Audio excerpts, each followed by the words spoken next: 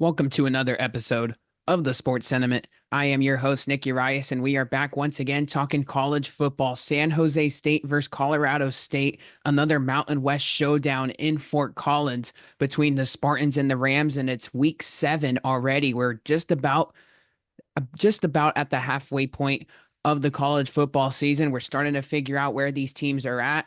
San Jose State 4-1 overall, 2-0 in the Mountain West. Colorado State 2-3 overall, and have yet, believe it or not, they have not played a Mountain West game. As crazy as that sounds, we're already in week 7.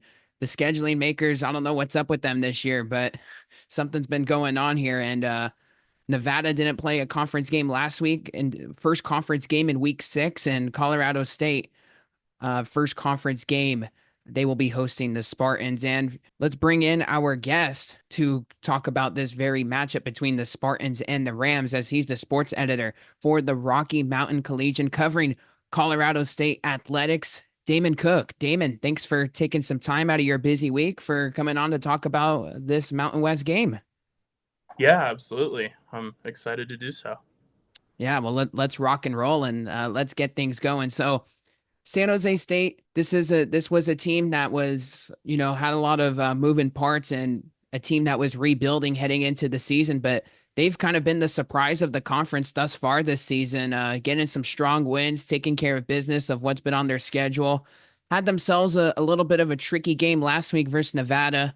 And the Spartans came out on top, and there was a lot of storylines coming out of that game, or coming out of it after the 34, or excuse me, the 35-31 win.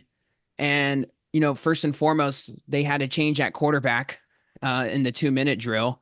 Emmett Brown, who's been absolutely killing it the first 4 weeks, having some difficulties with the Nevada defense. Then they bring in Walker Eggett, who's been with the program since 2020 and hasn't thrown a completion since 2021. Came in and reeled the Spartans from a come from behind win in San Jose to improve to a 2-0 Mountain West record. I have a bunch of takeaways from that game, but Damon, Colorado State coming off a tough one versus Oregon State in Corvallis, double overtime loss, 39-31. This team is 2-3 right now. I'm very curious to get your take on this team, because I think a lot of people coming into the season were saying, hey, there's Boise State, there's UNLV, and then there's Colorado State and Fresno State, kind of those tier 2 teams. Colorado State's kind of been in this conversation for under Jay Norvell for quite some time now. I'm curious what's the vibe, what's the attitude with the team right now, being 2-3. I know they've played a somewhat of a difficult schedule here to start the season. Yeah, absolutely. The team definitely feels their kind of thing that they've said each week is we still have all our goals in front of us. And I mean, they certainly do. They're 2-3, but when you look at the rest of the schedule, outside of San Jose State, they have kind of an easy rest of conference schedule. They get Air Force, who's underperforming this year. They get New Mexico. They get Utah State to end it off with the year. So a bowl really should be the expectation still. And I think, if you told everyone that CSU would be 2-3 heading into conference play, I think everyone would be like, okay, at the beginning of the year. But it really feels like they've underperformed to that 2-3. They get blown out by Texas. The offense looks awful. They get blown out by CU. The offense, again, does not look good. And then against Oregon State, it looked like, they had some things going, but it was clear that there was a really big lack of execution all the way down from, I think they had 5 delay of game penalties and probably should have had 8, but they burned 3 of their timeouts to save those. And those timeouts really came in and, bit them in the butt at the end there. They had that really long run by Avery Morrow with I think there's 2 seconds left on the clock, and you can't spike the ball if there's less than 3 seconds. So if you have a timeout there, maybe you get a 60-yard field goal from Jordan Noyes. But again, that kind of lack of execution was a really big factor there. Yeah, I think that's kind of like the strategy now when you watch the NFL or college football. It's like, hey, make sure you got all your timeouts, because you never know when you may need them in a close game. You turn over the ball on downs, take the 3 timeouts. The other team plays conservative, gets the ball back. The whole game strategy there. Yeah, I mean, you guys, I mean, the schedule was definitely a tough one. Yeah, you guys took care of business. Northern Colorado and UTEP, two teams that FCS and one of the worst FBS teams out there right now. And then you got, I know that was a game that was circled quite a bit on pretty much every single Fort Collins resident with the Colorado game, the Rocky Mountain Showdown. Some unfortunate circumstances. I know Torrey Horton is injured heading into that game, and he gave it a go, but clearly wasn't 100%. And it wasn't. It was more so of a decoy than anything out there. I know that was a game where hey, the attitude is much different maybe if we beat the in-state rival, but I feel like from an outsider looking in, someone that's in San Jose and not in Fort Collins, like this, I feel like the Rams are still very much in the conversation, and of course they still have a whole lot of talent on both sides of the ball. I know Braden Fowler Nicolosi, your quarterback. He was a prized possession, I guess, from a lot of rival schools, a lot of Power Four schools. He decides to stay. Torrey Horton, your star receiver, decides to stay. Avery Murrow, you talked about him.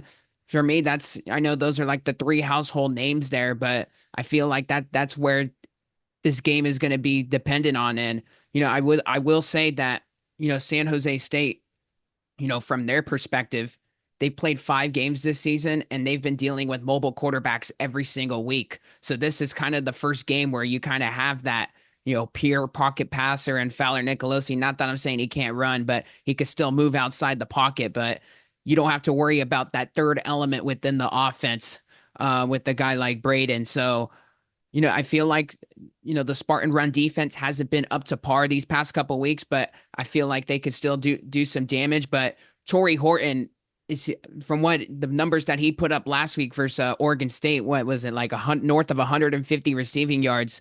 He looks back up and running. And I'll tell you what, the Spartan secondary is a little bit banged up right now. I feel like Torrey Horton could have his way here a little bit. He is one of the better receivers in this conference. Yeah, absolutely. And that I think will be something to kind of keep an eye on is you kind of look at the Rams' first couple of games this season, and it's not been what anyone's expected. When Jay Norvell came in, he kind of touted Fort Collins as we're going to be Fort Air Raid, and that's kind of what everyone expects. But CSU has kept the ball on the ground a lot this season, and that comes partially off of dealing with some of those injuries. Torrey Horton's hurt, and some of the new pieces that CSU got, they're still trying to figure out, Donovan Ollie, Armani Winfield, Jamari Person, and Caleb Goody, and kind of where each of those guys slot into the rotation too. And then, of course, they, lose Dallin Holker, and then Jackson Warren, the transfer tight end that everyone thought would start, ended up with a season ending shoulder injury. So Vince Brown kind of steps in. So lots of moving pieces so far to start this kind of season. But I do think, like, you look at Torrey's numbers and they're not what they were last year. And so I think it'll be interesting is as we start conference play, do the Rams try to get Torrey Horton a lot more involved now that he's healthy? Yeah, and that was I was just at the press conference, Coach Ken Niumatalolo's presser previewing this game as well, and he was saying, like, to all your points, like Jay Norvell when he was at Nevada was always that air raid type guy. He had a bunch of San Jose State, a bunch of former Nevada receivers came over eventually to San Jose. Justin Lockhart, Torrey Horton was in that room. Elijah Cook's a great receiver, and they would just go out and sling the ball every single play. And that was the case the first 2 years with Norvell, and last year we saw it quite a bit. And you this year you've kind of been like a run first team, like you said. I know Avery Moreau's kind of been the number one guy here, especially with the Horton injury. And he's been a guy that's been there for years that could definitely rise to the occasion. I'm curious here. Is it a healthy dose of Horton and Moreau like we saw versus Oregon State, or are they kind of like a run first team right now, Colorado State, despite getting Horton back? What's this offense going? Because I know you said that there's a lot of guys that they're still trying to work in here. Yeah, absolutely. I do definitely think that Horton will start demanding more looks, but And, this is not a popular take among the Colorado State fan base, but to me, I don't think the offense is the problem. I think you look at the production that they've done, and that offensive line has really shined with Jacob Gardner, our center, leading through that. And you look at what Morrow's been able to do. Justin Marshall, kind of that second back, has looked really good as well. And the Rams are efficient running the ball. And so I think offensively, if that's what they want to do, they can do it. But I definitely do think Torrey Horton will start to get some more looks, and it'll kind of start to get a little more balance through conference play in the air and on the ground. Yeah, of course, there was a bunch of question marks for San Jose State coming into the season. Yeah, I feel like this game in particular, I feel like I've said this for every single game for San Jose State, but I think it's just going to be high scoring. I think, the Spartans are going to do despite what their quarterback is. And, Coach Ken kind of said, at the presser today, I know who the quarterback is going to be, but I'm not going to tell you media folks. Which I thought was pretty funny because he said the same thing in week one. So whether it's Emmett Brown or Walker Eget, this scheme with the spread and shred led by Coach Craig Stutzman, it's meant to go crazy, kind of like what Norvell has done, with the air raid offense for several years at Nevada and Fort Collins. So I'm very intrigued to see, how these offenses look because it is a different look for Colorado State. But the way I see it, the Spartans got some skillful wide receivers with Nick Nash and Justin Lockhart. Obviously, Coach Norvell is very familiar with Jay Lock, and there's some other receivers that have emerged here the past couple weeks, some underclassmen, and not to mention the run game for San Jose State, which I think a lot of people, a lot of the Spartan fan base think, oh my goodness, they're going to throw the ball 40 times a game, but run game has actually came out and done some things here the past 2 weeks. Our running back Floyd Chalk has 4 touchdowns the past 2 games, and Jabari Bates, our redshirt sophomore, has come out and he had his first career touchdown when he's been with the program for 3 seasons. So the run game is definitely getting there too. The Spartans have been in a lot of shootouts, and when you have that quick strike ability to score on offense, a lot of times that the defense is on the field for quite a bit, and I feel like in some situations, the Spartan defense has kind of been left on an island and in some spots, and the offense hasn't done them any favors with certain turnovers. So I don't know about you, Damon, but another shootout here in between the Spartans and the Rams. And I know the Spartans haven't fared all too well in Fort Collins over the years. I remember the last time we were there, Nick Nash in 2021 or 2022 was the starting quarterback there, and now he's the receiver. So a lot of stuff has changed, and history is not on our side here for people in San Jose. Yeah, absolutely. And I like that you mentioned that Nick Nash, the former quarterback. Maybe we can get something with Nash throwing the ball. Torrey Horton can also throw the ball a little bit, so that might be Mm. it. But the offenses, that's what I'm really excited to watch this weekend is, both can put up really big numbers, both can be really exciting. And as you mentioned, I think the San Jose State defense has struggled a little bit, as well as the Colorado State defense. So I really, truly do think this could be the week that we do see the shootout Rams that we've grown so accustomed to last season. Yeah, and of course, I know a lot of the home fans and all the people in attendance love the offense. Like as much as I know, a lot of people like to see offense and defense. I think we could be in for one of those where, hey, last team that touches the ball, comes in and, ultimately wins the game. And I have to say, I know a lot of people know about your kicker, Noyes, but he really is a weapon out there. I know him and Jonah Dalmas, Boise State kicker. They're some of the best in the business. So, San Jose State, I think that's another element here. The Spartans have been, touchdown or bust. They really haven't, stalled outside, I would say, the 30-yard line, and they have to kick a high leverage field goal. Our field goal kicker, Kyler Halverson, his career long is only like 44, something along those lines. So, I'm curious to see, does the Spartan play calling change a little bit if it's a fourth and short? I know a lot of teams like to go for it in that no man's land part of the field right at the opponent's 40. But, in a high leverage situation, maybe that's different. So the kicking element is an intriguing one because even though it's a small sample size for our kicker Kyler Halverson 4 for 4, I feel like when you got one of the best kickers in the Mountain West, it's definitely advantage for you guys in that area. Yeah, absolutely. And I think Jordan Noyes and just brings a really big kind of advantage there, like you mentioned. And he's been super consistent. He hits all of his extra points, doesn't miss field goals much outside of that one that he kind of shanked in against Colorado. But last year and at the start of this year, he's been really consistent and he has added a really good part to what has been a really good Rams special team unit this year. Yeah, and I think Coach Ken even talked about that at the presser, like, hey, like the Rams can return some punts. They can do some things in the kickoff unit. And that of course that third element to special teams that the average Jeffrey or Joe might not want to talk about. That could be the difference in a game like this. And I know the Spartans and special teams, it's been good. It's been good. They forced some turnovers here and there, but you know, that could be another element here that a lot of people aren't talking about heading into this one. I want to talk about your defense actually, because I know one of my favorite players to watch in the Mountain West, and I still to this day don't think he got enough credit, was Mohamed Kamara.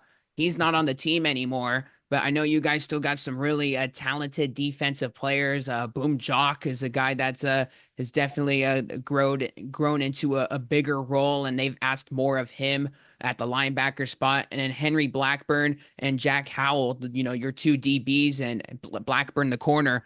Those are some guys that have definitely been some leaders on the Ram defense.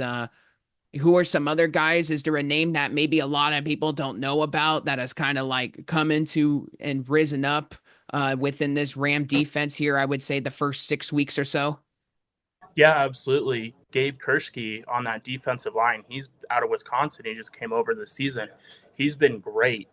And one other piece that the Rams will get back is Noor Gatkuth, the freshman All American from last season. He played limited snaps against Oregon State, but when he got in, he forced a fumble. Gatkuth is kind of touted as that guy that is going to replace Kamara. Not that you can replace Kamara because, he's one of the best pass rushers in the country last year. But, Freddie Banks has talked about, this dude Gatkuth, he has that Sunday talent. And he mentioned he doesn't say that a lot about a lot of people. And that flashes. And last week was Gatkuth's first game of the season. This week, I imagine he gets ramped up even more. So I think he'll be the person to watch off the edge. Most definitely. I like that a lot that you bring up some more under the radar players. And that's why I wanted to ask you for a guy that's, keeping your tabs open here within the Ram football program.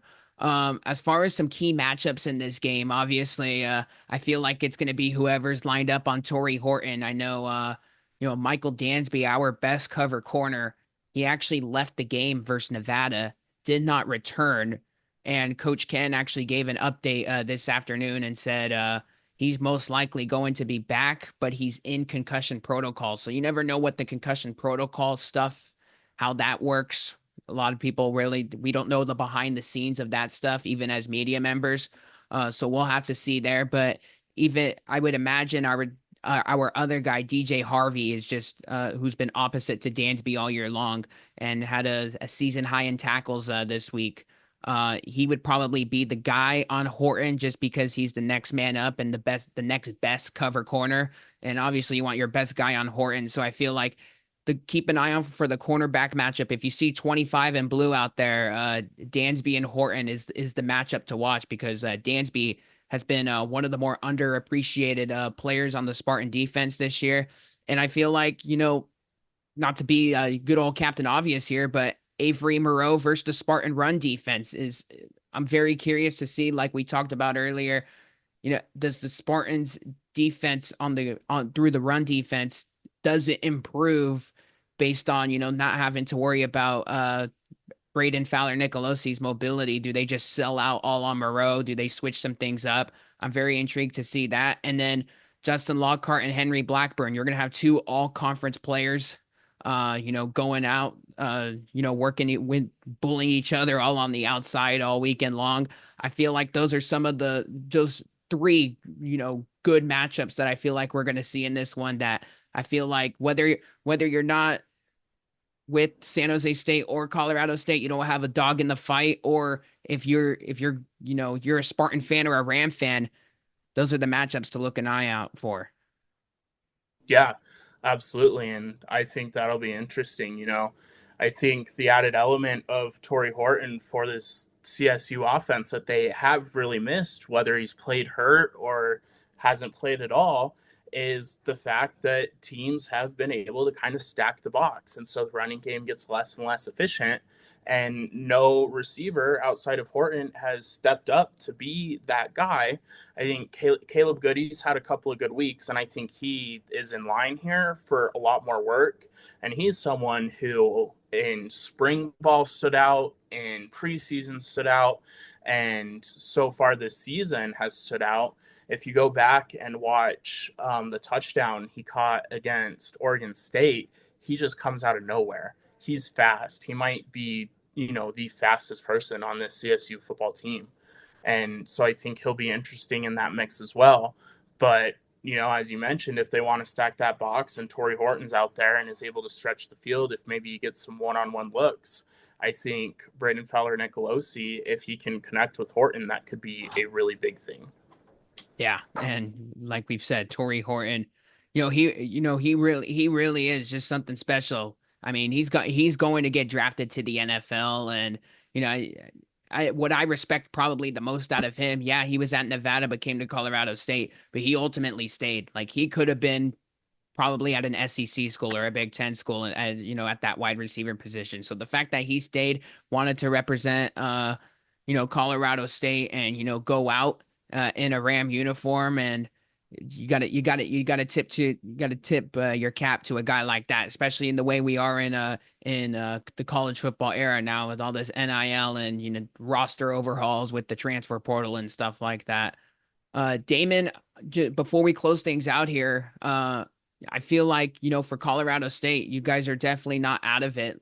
You guys obviously haven't played a conference game yet, and I think, but when you look at the schedule, you weren't kidding. Like it's pretty manageable out here. Like I know San Jose State still has Boise State and UNLV at home. That definitely helps, but man, like you're net, sure you got the Spartans this weekend, but the next like most difficult game might be at Fresno State in week 13 and then at Nevada. And those are road games. So you definitely got yourself uh you know this San Jose State game I feel like is pivotal because I think the Spartans could be there in the conversation late in the year, especially if UNLV takes a couple ticks down. But Colorado State, I feel like your fan base out there in Fort Collins shouldn't be hitting the panic button yet for this team yet. No, and I agree with that. And they most certainly have hit that panic button. The lights are going off, people are panicking, they're ready to blow the whole thing up. But like you mentioned, I don't think it's quite time. And like I said earlier, if you told me that this team was 2-3 through 5 weeks, I'd be like, okay, that makes sense. And no, it's not been what we expected, but when do our expectations ever get met in sports? They almost never do. Right. And like you said, I think this San Jose State game, first game of conference play, this will be huge. If CSU plays like they did in the first, 3.5 quarters against Oregon State, they're a team that probably should win. But if this is a CSU team that we saw against Colorado and in that last half of the fourth quarter and overtime, then this is a team that, is going to lose. So I think that'll be really interesting is how do these guys come out and how does the defense last throughout the game? I think we've seen the CSU defense show flashes. They've been very good to start games, but they haven't been able to finish. And so I think, there's been a lot of new parts, but this is week 6, or week 7, sixth Yeah. game for CSU. I know I got mixed up But too. yeah, but now is the time for, you're at the halfway point of games. Things should be clicking now. You have your guys back. Will it click this weekend? I think that'll be a really big thing to watch. Most definitely. San Jose State versus Colorado State in Fort Collins. That's a 12:30 Pacific kick for all those on the who are on the West Coast and on that side of the time zone. And it's a pivotal matchup. I know we say it every week. I know every single guest that we have on the podcast. He's, oh, it's a pivotal Mountain West showdown. But the way the Spartans are going right now, the way that they're 2-0 in Mountain West, they're 4-1 overall. And Colorado State, you haven't seen the best of them yet. This could be a game where, when we're talking Spartan fans in week 12 and San Jose State is hosting Boise State with potentially, 0-1 losses here, conference losses, that is. Maybe depending on what the result happens here, maybe we're looking back on this game. So I know we say every game's important this time of year, but you know, Colorado State, they were picked high in the preseason polls for a reason. So I think Spartan fans, there's a lot of excitement. The crowd last week, I know San Jose State is not known for packing the stands and having their crowds and having the whole stadium being sold out, but you can tell there's some buy-in with this team and out here in San Jose. And I think you're starting to see that the team's got culture. They've had culture for quite some time now. Coach Ken has rebuilt that, or he's resumed what Brent Brennan did, I should say. And Brent Brennan's now at Arizona, but he turned this Spartan program and flipped it to winning ways. And now you're starting to see that with Coach Ken, and from a Spartan alum, that's definitely good to see that that the Spartan fans showed up at SEFCU Stadium, and that this group in particular is getting some recognition, for that a team that has some veterans, but at the same time a bunch of guys that have never played collegiate football. So some exciting times in San Jose, and I know Colorado State is they're definitely looking forward to this game as well, even though there might be some games down the line later in the season that might be circled as well. So, Damon, thanks for coming on the podcast once again. Where can people find you? Social media, your work at Colorado State, because I know you're doing a bunch of good stuff out there in Fort Collins for Ram Athletics. Yeah, absolutely. And thanks for having me on, Nick. I'm active a lot on Twitter at DWCook2001, and you can read a lot of what I write at collegian.com. So I appreciate it. Sounds great. Well, that will do it for this edition of the Sports Sentiment. San Jose State versus Colorado State. Keep the game circled. It's October 12th, this Saturday at 12:30 Pacific Standard Time. Once again, I am your host, Nick Urias, and be sure to subscribe wherever you get your podcasts.